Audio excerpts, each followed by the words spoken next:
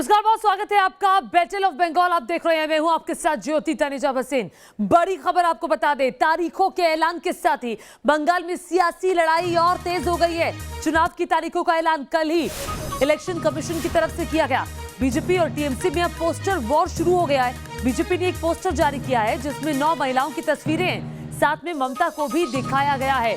BJP के poster में लिखा है कि बंगाल को बुआ की नहीं बल्कि बेटी की जरूरत है। बंगाल को बुआ नहीं बेटी चाहिए। टीएमसी ने भी नया नारा दिया है, बंगाल को सिर्फ अपनी बेटी पर भरोसा है। यानी कि बंगाल की लड़ाई अब बुआ और बेटी की लड़ाई पर आ गई है।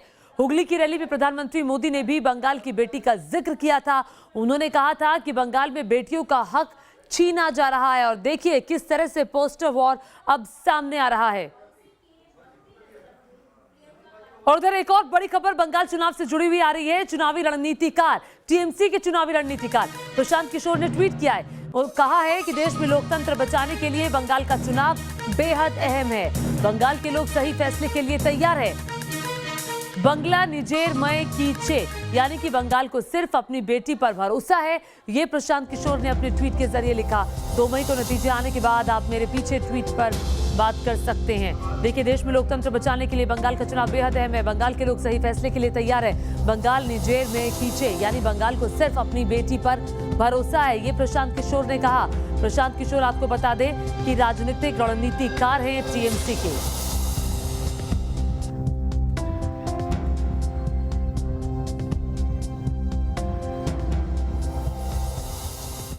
और इसी पर बातचीत करने के लिए हमारे साथ खास मेहमान जुड़ गए हैं। हमारे साथ बीजेपी से सौरभ सिकंदर मौजूद है, संदीपा चक्रवर्ती कांग्रेस पार्टी से मौजूद है, बादल देवनाथ टीएमसी से मौजूद है और साथ ही सुनीत चोपड़ा नेता लेफ्ट हमारे साथ मौजूद हैं। और आइए सबसे पहले मैं रुख करती हूँ अपने मेहमानों का। सौरभ सिकंदर, आप बताइए, आपकी तरफ से पोस्टर जारी हुआ, जवाब में टीएमसी ने भी पोस्टर दे दिया, तो ये अब पोस्टर वॉर और आगे बढ़ने वाला है। आप भी बेटी की बात कर रहे हैं, टीएमसी भी बेटी की बात कर रही है। नमस्कार। सबसे पहले तो मैं रिक्वेस्ट करूंगा, मेरा नाम थोड़ा ठीक कर दे। मेरा नाम सौरभ सिकंदर है, नॉट की सिकंदर। ठीक। SIKDAR लिखता हूँ मैं। हाँ, अच्छा देखिए, ये जो टीएमसी है, ये पोस्टर में कुछ भी लिखे तो क्या है कि इसका स्टैंड तो ठीक रहता नहीं है। पहले जब 10 साल पहले ये सत्ता में आए थे तो तब लिखते थे कि ममता बनर्जी के फोटो के नीचे सत्ता की प्रतीक, सिंबल ऑफ ट्रस्ट, वो चेंज हो गया। उसके बाद लिखने लगा बंगाल की गर्व ममता, मतलब बंगाल में रविंद्रनाथ टैगोर से लेके नेताजी से लेके कोई बंगाल का गर्व नहीं है, बंगाल का गर्व मुख्यमंत्री ममता बनर्जी है। फिर उसको भी लोगों ने जब ठुकरा दिया तो उसके बाद अब आ गया कि घर के बेटी। तो घर के बेटी तो बंगाल में तो भूमिपुत्र ही होगा, बेटी होगा, बेटा होगा, जो भी सत्ता में आएगा तो बंगाल के भूमिपुत्र ही होगा। बाहर से आके तो कोई बंगाल का सत्ता संभालने जा नहीं रहा है। हाँ। तो अपने आप को बंगाल का बेटी बोलने से क्या वो जाहिर करना चाहते हैं? बादल देवनाथ जवाब दीजिए। वो कह रहे हैं कि अपने आप को बेटी बोलने से क्या होगा। बीजेपी लगातार आरोप लगाती रही है। प्रधानमंत्री ने भी एक रैली के जरिए कहा था कि बंगाल में बेटियों का हक छीना जा रहा है। देखिए ज्योति मैडम, सौरभ मेरा छोटा भाई है। मैं उसका जवाब, आपका जवाब, न्यूज नेशनल का जवाब भी मैं दे रहा हूँ। देखिए, पूरा देश जहां पर मैडम आप जाइएगा, ममता बनर्जी का नाम जब भी लीजिएगा तब भी कहेगा ओ ममता दीदी। अच्छा, ममता दीदी बहुत अच्छा काम कर रहा है। मैं तो दो हफ्ते पहले तो दिल्ली में था, सब दीदी दीदी कह रहे। और जब 1000 साल चला जाएगा, 100 साल 1000 साल चला जाएगा, तब भी दीदी ममता बनर्जी को सब दीदी कहेगा। और इसलिए मैं कहता हूँ, और पार्टी का जो स्लोगन है वो सब कह रहे हैं और हम पूरे बंगाल तय कर लिया, बेटी को चाहिए बंगाल में। लेकिन कोई गुंडागर्दी करने वाला, कोई दंगाबाज, कोई माफिया, कोई ड्रग तस्करी करने वाला लोग जो शिशु पाचार करते हैं, उन लोगों को बंगाल में कोई जरूरत नहीं है। बंगाल में जरूरत है ये जो विकास करते, जो काम करते हैं, उस बेटी को चाहिए जिस बेटी का नाम है ममता बनर्जी। और ममता बनर्जी के लिए हम सब कहते हैं, जब कहते हैं खुश भी होता है। देखिए, पूरा देश, पूरा विश्व राष्ट्र संघ से ममता बनर्जी को पुरस्कार मिला और वही सेंट्रल गवर्नमेंट 20 परियोजनाओं के ऊपर सबसे अच्छा, जितना सीएम है पूरे देश के अंदर, सबसे अच्छा ममता बनर्जी काम किया। ठीक है, मैं आपके पास आऊंगी, मैं बाकी मेहमानों के पास भी जाऊंगी, लेकिन इस बीच एक बड़ी खबर आ रही है। आपको बता दें, बंगाल में टीएमसी और बीजेपी में भिड़ंत हुई है। कोलकाता में बीजेपी की प्रचार गाड़ी में तोड़फोड़ हुई है और ये तस्वीरें कैमरे में कैद हुई है। तस्वीरें जरा देख लीजिए, गाड़ियों के शीशे टूटे हुए हैं, कैसे गाड़ियों के शीशे टूटे हुए हैं। ये प्रचार गाड़ियां हैं बीजेपी की, जो बीजेपी के गोदाम में रखी गई थी और कहा यह जा रहा है कि जो टीएमसी के कार्यकर्ता हैं वो यहां पर पहुंचे, कार्यकर्ताओं ने गोदाम में उत्पात मचाया। उत्पात मचाने का आरोप टीएमसी के कार्यकर्ताओं पर लगाए और घटना के बाद आरोपी जो थे वो मौके से फरार हो गए। तस्वीरें लगातार इस वक्त आप अपनी टेलीविजन स्क्रीन पर देख रहे हैं। ये बीजेपी की प्रचार गाड़ियां हैं जो बीजेपी ने तैयार की गई थी पूरे पश्चिम बंगाल में इसे घुमाने के लिए। किस तरह से शीशे तोड़ लिए गए। आरोप ये भी लगाया जा रहा है कि जो गाड़ियों में कीमती सामान था वो भी चुरा लिया गया है, उठा लिया गया है। और इसी पर बातचीत करने के लिए हमारे साथ लगातार तमाम खास मेहमान बने हुए हैं। सबसे पहले तो मुझे लगता है जवाब बादल देवनाथ आपको ही देना चाहिए। बीजेपी सीधे आरोप लगा रही है कि आपके कार्यकर्ता गोदाम में घुसे, गुंडागर्दी की, उत्पात मचाया। ज्योति मैडम देखिए, मैं आपको एक प्रूफ दे रहा हूं, आप भी समझ जाएंगे। लेकिन पढ़ा लिखा आपने किया है और एंकर भी है आप। बुलेट प्रूफ गाड़ी, जिस गाड़ी पे बुलेट प्रूफ गाड़ी होता है, जेपी नड्डा जहाज है, जिस गाड़ी में एक गोली घुस नहीं सकता है और उसमें उसके अंदर पत्थर कैसे चलेगा? जहां पर जेपी नड्डा जाते हैं वहां पर पत्थर फेंका जाता है, पहले से मीडिया कैसे पहुंच जाता है? और तीसरा बात है मैडम, नहीं सर, आपने मेरे सवाल का जवाब नहीं दिया। मेरे सवाल का जवाब दीजिए कि प्रचार गाड़ियां कोलकाता के गोदाम में थी। मैडम तीसरा पॉइंट में तो आ रहा हूँ मैडम, प्लीज सुनिए ना। अब भाजपा के अंदर आदि अब तक पुराना कर्मी और नया कर्मी जो लड़ाई शुरू हुआ, हर दिन जो लड़ाई कर रहे उसका पहले लेके आएंगे। आपको ये झूठ शोभा नहीं देता है, आपको ये झूठ शोभा नहीं देता है। बादल ऐसे बातों को मत घुमाइए। एक एक करके बादल अपनी बात पूरी करिए। आक्रमण करेंगे, ये होता है क्या? कल चुनाव डिक्लेयर हो गया और आज हम सब पत्थर फेंकेंगे, तोड़फोड़ करेंगे, ये होता है? कोई पॉलिटिकल पार्टी करता है, उसका तो परिचय, उसका तो समाज, उसका जो देश के लिए जो काम किया उसका तो खराब हो सकता है, वोट नहीं मिल सकता, सब जानते हैं। तो क्यों काम सब करूंगा? तो ये कौन कर रहा है? ये कौन कर रहा है? कौन वहां गया? किसने? कौन वहां गया? किसने टीएमसी के कार्यकर्ताओं पर सवाल उठाए? फिर मैडम सुनिए ना ज्योति मैडम, जो लोग घोटाला किया, जिन लोगों को वीडियो वही प्रदेश ऑफिस में दिखाया गया था, भाजपा ऑफिस में, वही लोग साजिश कर रहे हैं। मैं दावे के साथ कर सकता हूँ, सत्ता में आने के लिए ममता बनर्जी, ममता दीदी को हराने के लिए जो आप कह रहे हैं उसका जवाब है सौरभ सिकदर करेगा और कितना पाप में बात सौरभ सिकदर से ले रही हूँ। इनको छोड़ना चाहिए। सौरभ कहिए, आपका क्या जवाब है इस पर जो आरोप बादल लगा रहे हैं? देखिए हिंदी में एक बात है, एक वर्ड है बखलावट। तो ये टीएमसी पूरा बखला गई है और हमारे इस रैली में जो जन समर्थन इन लोगों ने देखा था, तो रैली में तो कुछ कर नहीं पाए क्योंकि लोगों का सैलाब था वहां पे।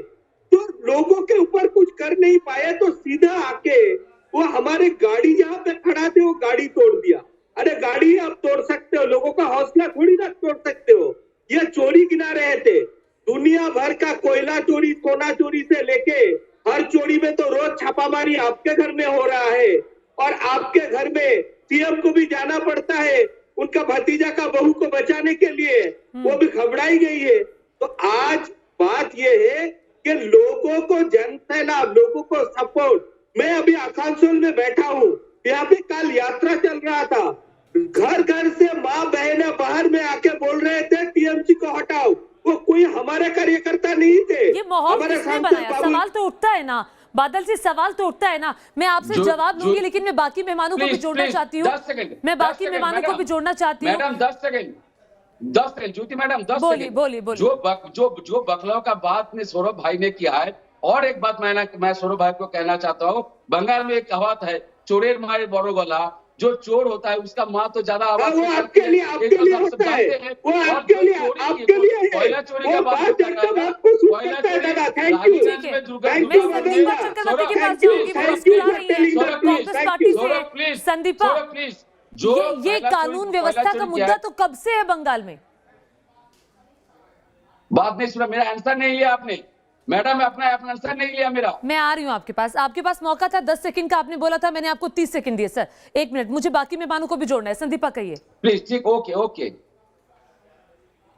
हाँ, तो ये तो मुद्दा तो पिछले 9.5-10 साल से चल रहा है। ये तो हम राष्ट्रीय कांग्रेस की तरफ से कई बार हम लोग इस मुद्दे को उठाए कि यहाँ पे लॉ एंड ऑर्डर पूरा पूरा का पूरा टूट गया है। यहाँ पे लॉ एंड ऑर्डर का कोई सिस्टम नहीं है। यहाँ पे महिलाओं की सुरक्षा नहीं है।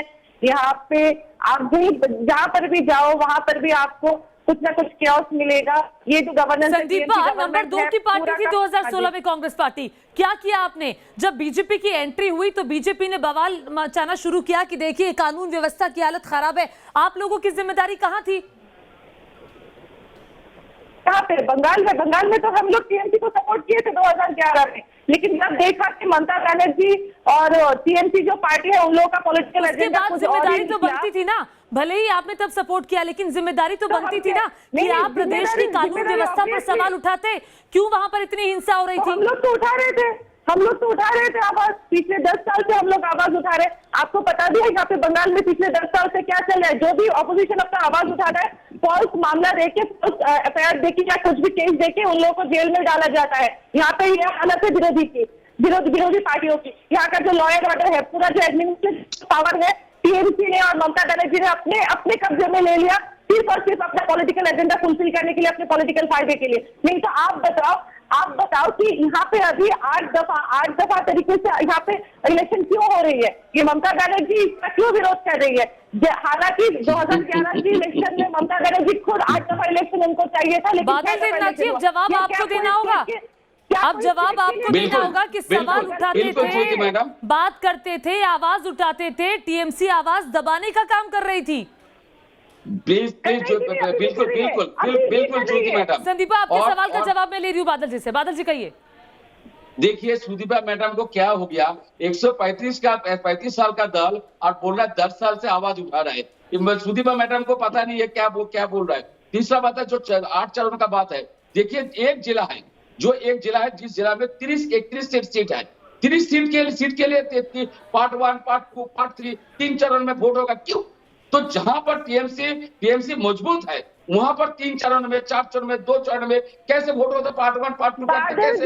मतलब ये है। बादल जी सवाल का जवाब नहीं दिया। ठीक है आपने चरणों की बात कर दी ना, आपने 8 चरणों की बात कर दी। तो मेरा सीधा सवाल अब आपसे ये है कि पिछली बार 2016 में 7 चरणों में चुनाव हुआ था। सुन लीजिए संदीपा, मैं आपके पास आऊंगी। सुन लीजिए, 7 चरणों में चुनाव हुआ था, आपकी बहुमत की सरकार बनी, आपने वहां पर सरकार चलाई।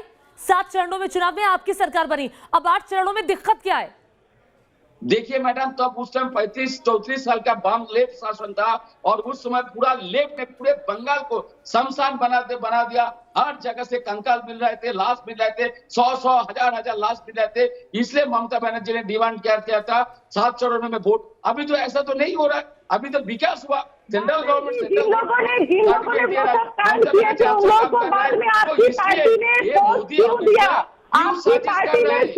संदीपा एक मिनट, मेरे को चरणों पे जरा सवाल पूछने दीजिए क्योंकि कल से लगातार बवाल मचा हुआ है। ममता बनर्जी प्रेस कॉन्फ्रेंस करके कहती है 8 चरण इस मंच को शोभित कर रहे थे। इस बीच एक बड़ी खबर आ रही है, कांग्रेस लेफ्ट के साथ है अब्बास सिद्दीकी। कांग्रेस लेफ्ट गठबंधन की आज बड़ी बैठक होने वाली है। आपको बता दें कांग्रेस और लेफ्ट मिलकर चुनाव लड़ेंगी। अब्बास सिद्दीकी की इंडियन सेक्युलर फ्रंट भी शामिल है इसमें। कल ही उधर इस बात का बड़ा ऐलान किया था। आपको बता दें फुरफुरा शरीफ से जुड़े हुए हैं, वहां के प्रधान हैं और फुरफुरा शरीफ से जुड़े हुए हैं। और इस वक्त हमारे साथ लगातार खास मेहमान बने हुए हैं, लेफ्ट नेता सुनीत चोपड़ा भी हमारे साथ बने हुए हैं। सुनीत जी बताइए, आज बड़ी बैठक होने वाली है, कांग्रेस के साथ आप यहाँ मिलकर चुनाव लड़ रहे हैं, वहां केरल में आप दोनों आमने सामने, विरोधाभासी है हर जगह। क्यों नहीं? केरल की परिस्थिति अलग है, पश्चिम बंगाल की परिस्थिति अलग है। पश्चिम बंगाल में हमें हालत पैदा करनी है कि लोग आजादी से अपनी वोट दे पाएं। एक जगह आप दोस्त बन जाएंगे, एक जगह आप दुश्मन बन जाएंगे, लोगों को कैसे समझाएंगे? इलेक्शन है, हमारी नीति मतलब आप कह रहे इलेक्शन में सहूलियत के हिसाब से चलता है सर। हिंदुस्तान के जनतंत्र को भाजपा की सांप्रदायिक नीतियों से बचाना। ठीक है सर, हमारे साथ बने रहिए। आप जो कह रहे हैं मैं आप ही से शुरुआत करूंगी ब्रेक के बाद। आपका मैं पूरा जवाब लूंगी। मेरी एक मजबूरी है, मुझे एक ब्रेक के लिए रुकना पड़ रहा है। एक छोटे से ब्रेक के बाद वापस लौट रहे हैं, चर्चा जारी रहेगी।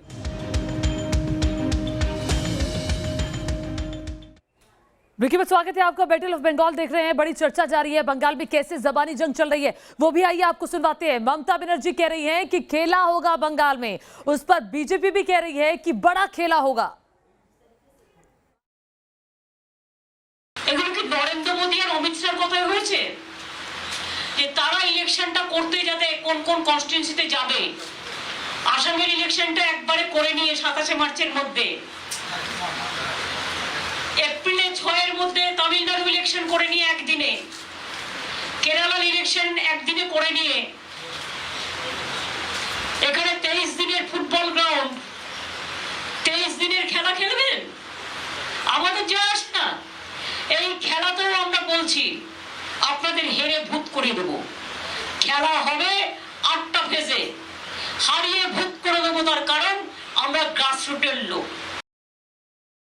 ममता दीदी कह रही हैं बंगाल में खेला होगे, कहती हैं ना बंगाल में खेला होगे। लेकिन ममता दीदी मैं कहना चाहता हूं खेला होवे निश्चय ही होवे। और अब तो बंगाल में बोडो खेला होवे।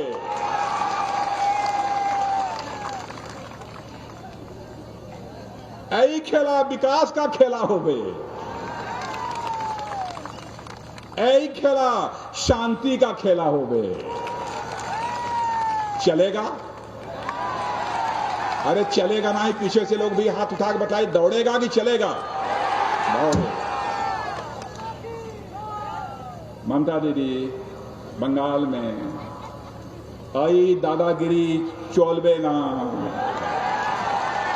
चलबे ना। यही समय परिवर्तनों समय आछे, परिवर्तनों समय आछे।